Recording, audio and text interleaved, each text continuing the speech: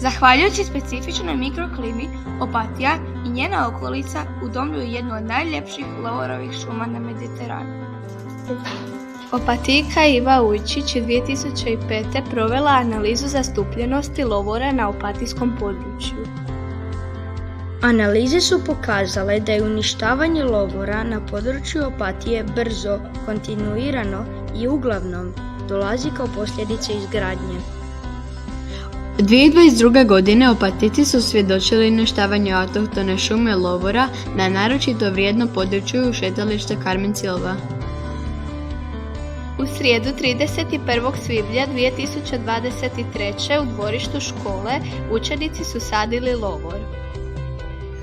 Lovor ili Laurus nobilis je zimzeleni samonikli grm ili manje stablo, koje posjeduje višestruka ljekovita svojstva.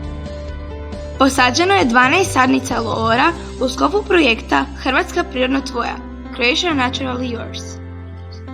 U akciju sadnje uključili smo se mi, učenici 5. A razreda, u sklopu izvan nastavne aktivnosti Dragocjena plastika. Uključili su se i učenici 3. B razreda.